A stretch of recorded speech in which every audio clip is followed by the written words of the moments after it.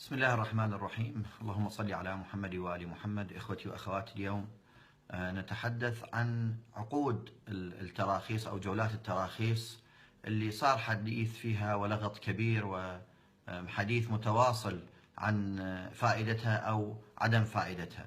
حقيقة عقود التراخيص فيها الأشياء الإيجابية الكثيرة وفيها الأشياء السلبية أيضا. ما أريد أتحدث عن هذا الموضوع لأنه موضوع شائك ومعقد بشكل كبير، لكن أنا أريد أن أركز على نقطة اللي هي مستحقات الشركات النفطية فيما يسمى بعقود الخدمة وكم هي مستحقاتها.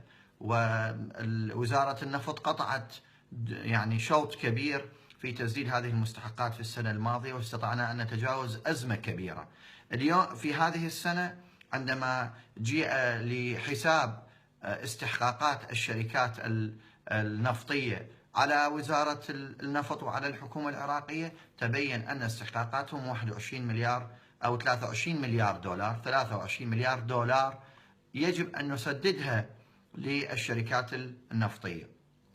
حقيقة هذه العقود لم يتم مراجعتها، هذه الاستحقاقات لم يتم مراجعتها بشكل دقيق، ولذلك تم الجلوس معهم. وزارة النفط برئاسة وزير السيد عادل عبد المهدي تم الجلوس مع الأخوة في هذه الشركات النفطية ومع مدراءها، وجينا حسبنا حساب دقيق عن الاستحقاقات المالية لهذه الشركات من 23 مليار دولار، اللي هي تتضمن السكن، النقل، أجور اللوازم الخاصة بالعمال، أجور العمال، وكلها تم تخفيض هذه النسبة. إخوتي اسمعوا مني هذا الكلام. تم تخفيض النسبة التي كانت 23 مليار دولار تستحقها الشركات النفطية على وزارة النفط إلى 11 مليار.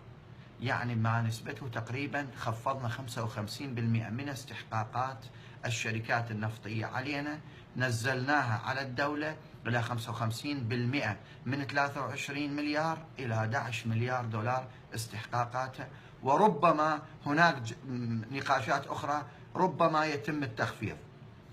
ما أخذته الشركات النفطية من عقود التراخيص من بدايتها إلى الآن هو 43 مليار دولار. بمعنى لو كانت وزارة النفط أو الحكومة السابقة جلست مع هذه الشركات في الحكومة السابقة وتفاوضت مثل ما تفاوضنا الآن، لخفضنا ال 43 مليار دولار التي دفعناها في تلك السنين الماضية إلى ما يقارب النصف، وخسرنا بحدود